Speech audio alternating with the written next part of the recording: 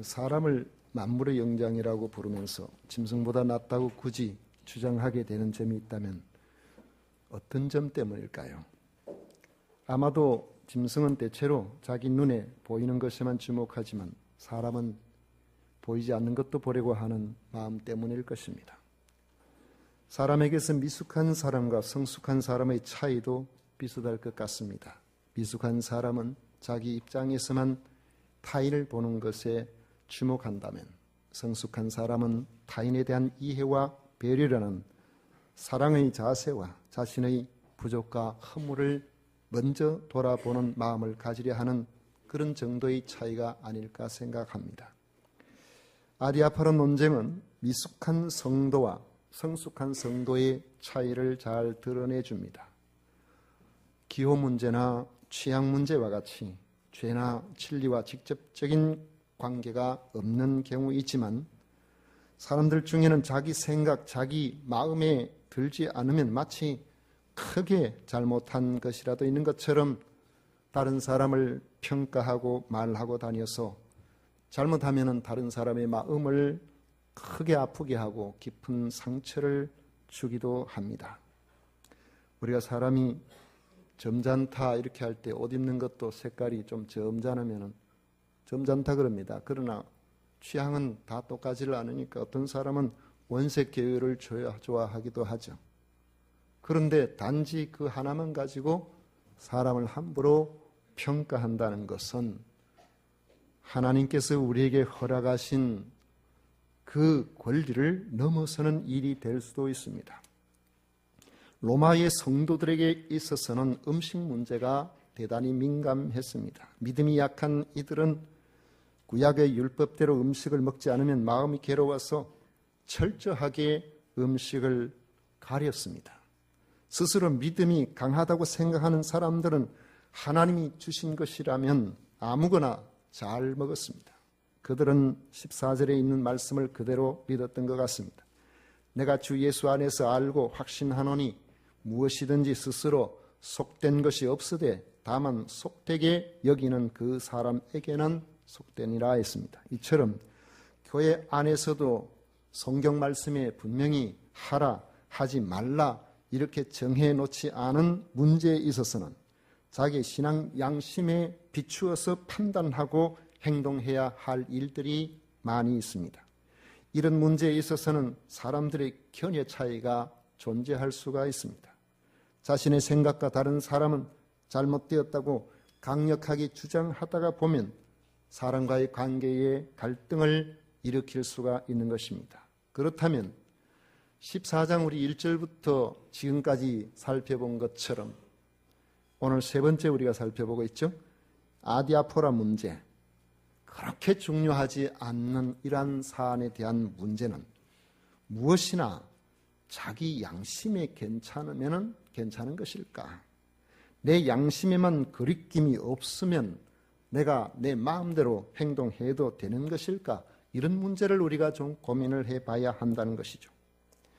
우리가 답을 미리 가지고 말한다면 나의 신앙 양심에 괜찮다는 담대함이 있다고 해서 반드시 좋은 신앙이라고 말할 수는 없다는 것입니다. 22절에 보면 내게 있는 믿음을 하나님 앞에서 스스로 가지고 있으라 이렇게 말씀하고 있는 것처럼 교회는 유기적인 공동체이기 때문에 혼자 괜찮다고 생각하는 것이 교회에 덕을 세우지 못하는 경우가 종종 있습니다. 그렇기 때문에 성도는 자기 생각을 가지고 공동체의 구성원을 함부로 판단하지 말아야 합니다. 그 판단이 형제의 마음을 아프게 할 수 있고 모든 것을 온전하게 판단하시는 온전한 재판관 되시는 주님의 자리까지 넘보는 월권행위가 될 수도 있음을 우리는 10절에서 이미 지적한 바가 있습니다.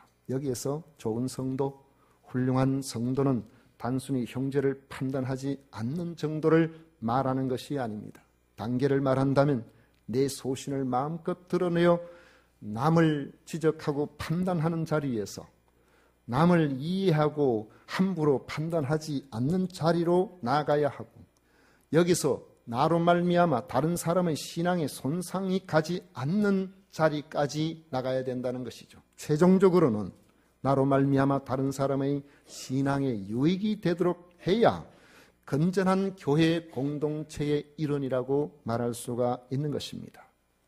한국의 초대교회는 처음에는 술과 담배가 마음껏 허용이 되었다고 합니다.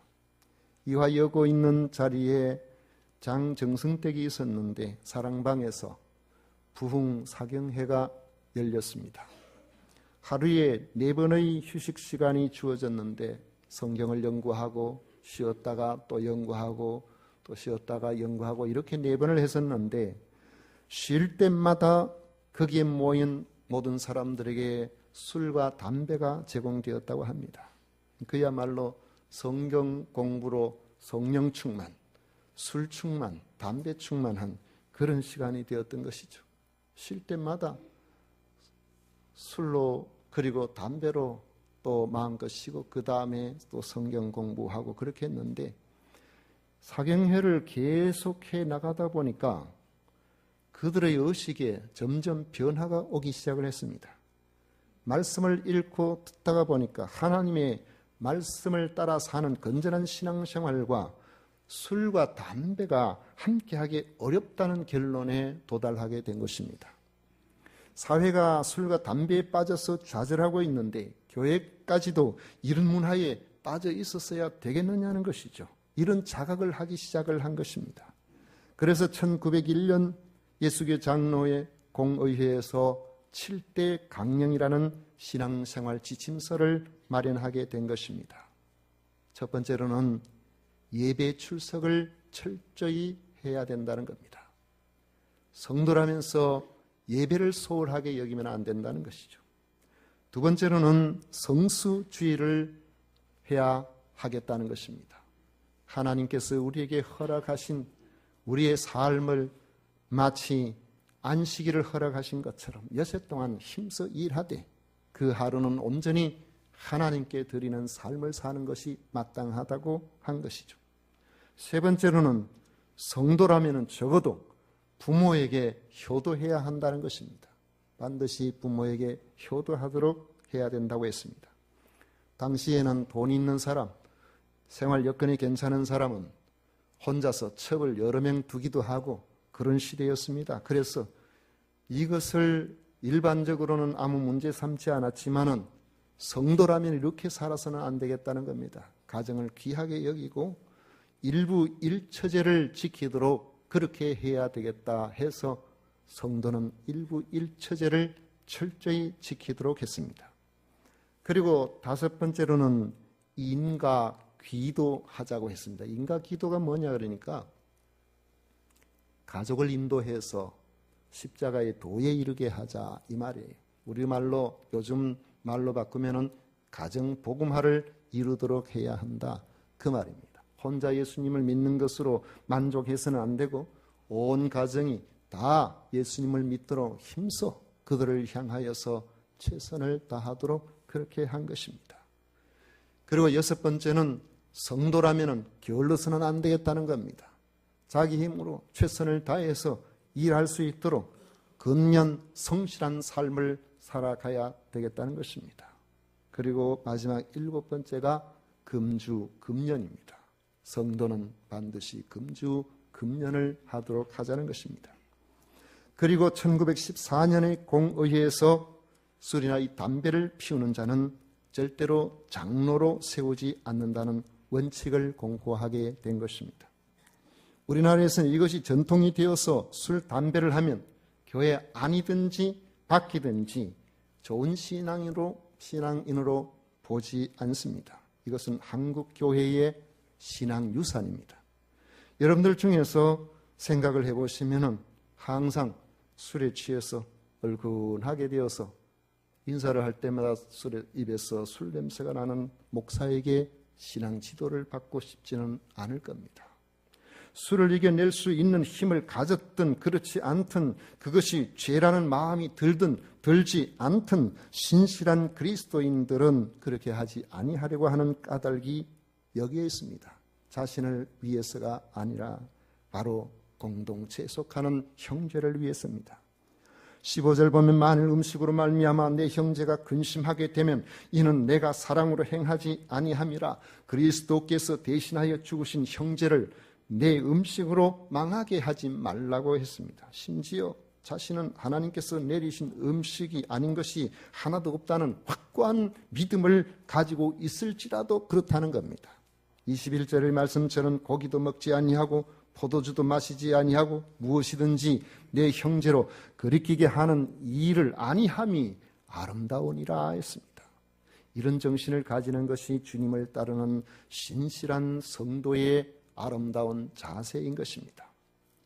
직접 진리 문제로 명시되지 않으면서도 교회에서 강조되는 대부분의 것들은 앞서서 신앙생활을 해오신 분들의 지혜에서 교회와 성도의 신앙생활의 유익을 위해서 결정된 것들입니다. 그래서 그런 가르침을 따라서 살면 자신과 교회의 다른 구성원들의 신앙에 매우 유익하고, 그렇게 살지 않으면 자신과 교회의 다른 구성원들의 신앙에 해를 끼치게 되는 것이 대부분이기 때문에 교회는 그렇게 결정하고 그렇게 따르며 살아가고 있는 것입니다. 진정한 하나님의 나라의 성도라면 교회 공동체 구성원들 나뿐만 아니라 함께하고 있는 모두의 신앙에 관심을 가지게 되는 겁니다. 제가 이런 비유를 들어봅니다. 박 집사가 있는데 나름대로 신앙도 있고 신앙의식이 괜찮은 사람이에요. 하나님께서 우리의 삶, 우리의 날들 만드시지 않는 날들이 어디 있냐? 일주일 가운데 중하지 않는 날이 어디 있느냐는 이런 확고한 의식을 가지고 있는 사람입니다. 그렇다면은 하나님께서 어떻게 교회 안에만 계시느냐? 하나님이 계시지 않는 곳이 어디 있느냐는 이런 장소적인 의식조차도 굉장한 그런 사람입니다. 그래서 생각을 해보죠. 오늘같이 날씨가 좋고 이렇게 단풍이 좋은 날, 교회 안에서 이런 좋은 곳에서 모여서 여기에서 예배를 드리는 것이 과연 하나님이 받으실 만한 것이겠는가? 교회 안에만 하나님이 계시는 것이 아닌데 저 대자연에 더 좋은 곳에 이 좋은 날씨에 하나님을 만나는 것이 더 좋지 않겠느냐며 아침 일찍 등산복을 입고 등산화를 신고 지리산으로 힘들게 하나님을 찬양하기 위해서 천왕봉에 올라갔습니다. 그런데 거기서 평소에 너무나 잘 알던 이웃교회 김집사를 만났어요. 나와 같은 신앙을 가진, 나와 같이 담대하고 나와 같이 온전한 신앙을 가진 신앙의 동지를 만났다고 기뻐하며 손을 잡고 서로가 그렇게 즐거워했을까요? 아마도 대부분의 사람들은 그렇지 않았을 거예요. 보통은 아이고 여기서 저 사람을 또 왜 만나냐, 응? 아마 그런 생각이 들 겁니다. 진정한 하나님의 나라는 무엇을 먹을까, 무엇을 마실까 같은 것들이나 이런 것들에 대한 자유에 있는 것이 아닙니다. 하나님의 나라는 17절의 말씀처럼 오직 성령 안에 있는 의와 평강과 희락이라고 말씀하고 있습니다. 의는 하나님과의 온전한 관계에서 이루어집니다. 거리낌이 있으면 하나님의 의가 나타나지 않습니다. 평강은 의가 있는 사람에게서 머무는 내적인 평안입니다. 이런 내적 평안이 있는 사람에게 나타나는 열매가 희락입니다. 우리가 기쁨이라고 말하는 것이죠. 그러므로 우리는 항상 성령의 음성을 들어야 합니다. 성령께서 원하시는 일을 할 때 의와 평강과 희락이 있게 되는 것입니다. 18절의 말씀처럼 이로써 그리스도를 섬기는 자는 하나님을 기쁘시게 하며 사람에게도 칭찬을 받는 결과가 나오는 것입니다. 자기가 좋다고 생각하는 것이 우선이 아니고 하나님을 기쁘시게 하며 사람에게도 유익하게 만들고 칭찬을 받는 일을 위해서 19절 말씀처럼 성령의 음성에 귀 기울이고 순종함으로 화평의 일과 서로 덕을 세우는 일에 힘써야 한다는 것입니다.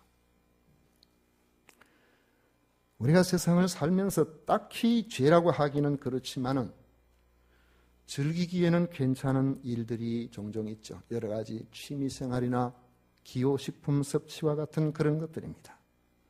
그렇다고 해서 다른 사람들에게 나처럼 하라고 권장할 일도 아닌 경우가 종종 있습니다. 자기가 좋아서 하는 이런 것을 즐기기 위해서 자기를 방어하거나 변명하거나 합리화하는 경우가 교회 안에서도 얼마든지 있을 수가 있습니다. 하지만 우리는 개인이 아니라 교회 공동체의 한 구성원입니다. 이런 공동체는 서로에게 영향을 줄 수밖에 없는 유기체입니다. 유기체라는 말은 우리가 그 하나하나를 떼어놓으면 아무런 역할도 감당하지 못하는데 함께 있으면 한 생명체로 움직여 나가는 것을 말하는 겁니다. 여러분 생각해 보세요. 여성들이 제일 듣기 싫어하는 것이 남자들 축구 이야기하는 거라 듣기 싫어한다더라고요. 또 듣기 싫어하는 것 중에 하나가 군대 이야기하는 거예요. 정말 밥맛인 남자들 군대에서 축구한 이야기하는 사람. 저는 축구 보러 가보지도 않았고 TV에서 축구한다고 해서 1시간 앉아가지고 축구를 본 적도 거의 없습니다만은 숫자에 대한 관심이 참 많습니다. 통계에 대한 관심도 많고.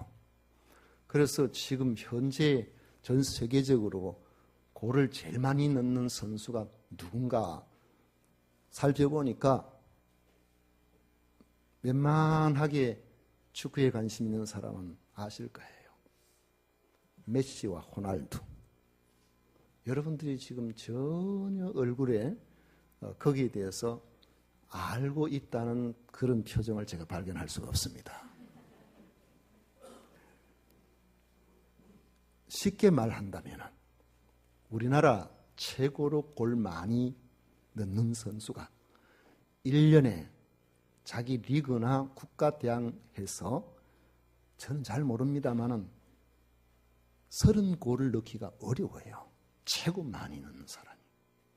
그런데 이런 선수는 1년에 8, 90골을 넣는 선수입니다. 어마어마한 사람. 우리가 손흥민이 어쩌고 이렇게 하지만은 손흥민은 그런 사람들에 비하면은 거의 한 3분의 1밖에 안 될 정도로 이런 선수예요. 그런데 축구는 뭐라고 하죠? 축구는 뭐로 합니까? 축구는 발로 공을 차는 게 축구예요. 찰축자예요. 그런데 발로만 차진 않고 가슴으로 트래핑하기도 하고 헤딩을 하기도 하고 어떻게 하든지 그렇게 하잖아요. 그런데 제일 중요한 것은 발입니다. 발을 다치면 축구를 못해요. 그런데 발만 안 다치면 그나마 축구할 수 있을까요? 지금 메시 선수가 그 잘하는 선수가 지금 몇 게임을 할 수가 없습니다. 왜요? 하다가 골을 다투면서 떨어지는 가운데서 손을 잘못 짚어가지고 팔배가 하나 부러졌어요. 여러분, 축구는 손으로 하는 것이 아닙니다만 팔배가 하나 부러져도 할 수가 없는 겁니다. 왜 그렇습니까? 온몸이 하나의 유기체이기 때문에 그런 거예요. 서로가 긴밀히 연결되어 있기 때문에 그런 겁니다. 교회는 유기체입니다. 교회는 유기적인 공동체이기 때문에 너무나 심각한 아픔 속에서 있게 되는 한 부분이 있다면 전체에 크게 영향을 주게 되는 것입니다. 이런 공동체는 서로에게 영향을 줄 수밖에 없기 때문에 무엇이 덕을 이루는 일인가를 생각하고 각각이 행동해야 된다는 것입니다. 나만 괜찮다고 괜찮은 것이 아니라 교회 공동체를 위해서, 가정 공동체를 위해서, 주변의 이웃을 위하여 덕을 세우는 삶을 살도록 힘쓰라고 말씀하고 있는 겁니다. 그래서 이런 성도가 누릴 의와 평강과 희락이 그들과 함께하는 모든 공동체 구성원들도 같이 누릴 수 있도록 해야 된다는 것입니다. 그를 위해서 우리가 말도 조심해야 되고 행동도 조심해야 되고 타인에 대해서 함부로 판단도 하지 말아야 되고 내 생각을 가지고 함부로 다른 사람을 아프게 하는 그런 일들을 해서는 안 된다는 것입니다. 이렇게 하는 사람들이 오늘 성경에서 우리가 지향하고 있는 주님을 닮아가는 사람이라고 말할 수가 있는 것입니다. 오늘 이 자리에 함께하는 우리 모든 믿음의 식구들이 우리가 이 땅에 사는 동안에 어떤 경우에 진리 문제라고 할 수 있는 부분은 목숨을 걸어야 됩니다. 사도들이 예수께서 그리스도시라는 이 진리 때문에 주를 위해서 평생을 살다가 주를 위해서 목숨을 버렸습니다. 우리도 마찬가지입니다. 예수님이 나의 주, 나의 그리스도, 나의 하나님이시라는 사실의 신앙 고백에 배치되는 이를 위해서는 우리는 전투적으로 살아가야 됩니다. 그러나 진리 문제가 아닌 삶에서의 나와 맞지 않는 부분은 웬만하면 서로를 이해하고 용납하고 그렇게 받아주고 너그러워지고 이렇게 나가야 됩니다. 하나님께서 기뻐하시는 이러한 삶을 살아갈 때 우리 교회 공동체가 아름다운 공동체, 하나님께서 기뻐하시는 그런 공동체가 될 것입니다. 이런 은혜가 여러분과 여러분의 가정과 교회에 충만하여 하나님이 기뻐하시는 우리 모두가 되시기를 축원합니다.